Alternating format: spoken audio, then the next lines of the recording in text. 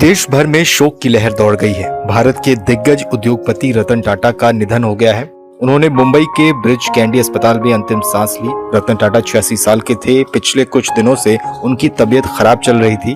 दरअसल बुधवार की शाम में उनकी तबीयत ज्यादा बिगड़ने की खबर आई थी, जिसके कुछ घंटे बाद ही उन्होंने दुनिया को अलविदा कह दिया। रतन टाटा का जाना देश के लिए एक बड़ी क्षति है। हालांकि उन्हें देश कभी भूलेगा नहीं। उन्होंने देश के लिए एक से बढ़कर एक कई बड़े काम किए। टाटा ग्रुप को ऊंचाइयों पर पहुंचाने में रतन टाटा की सबसे बड़ी भूमिका रही। उन्होंने देश और आम लोगों के लिए कई ऐसे काम किए जिसके लिए उन्हें हमेशा याद किया जाएगा।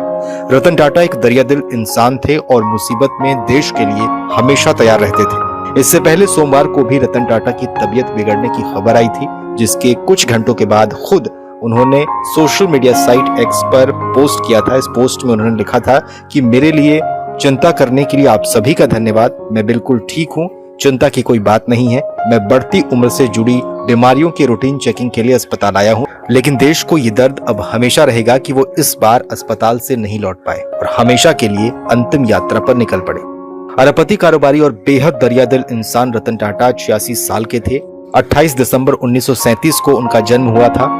वो साल 1991 से लेकर 2012 तक टाटा ग्रुप के चेयरमैन भी रहे और इस दौरान उन्होंने बिजनेस सेक्टर में कई कीर्तिमान स्थापित कर देश के सबसे पुराने कारोबारी घरानों में से एक टाटा समूह को बुलंदियों तक पहुंचाया। रतन टाटा की शख्सियत को देखें तो वो सिर्फ एक बिजनेसमैन नहीं थे, बल्कि एक सादगी से भरे नेक और दरियादिल इंसान थे। वो देश के लिए हमेशा आदर्श और प्रेरणास्रोत रहेंगे। वो अपने समूह से जुड़े छोटे से छोटे कर्मचारी को भी अपना परिवार मानते थे और उनका ख्याल रखने में कोई कोर कसर नहीं छोड़ते थे। इसके कई उदाहरण मौजूद हैं।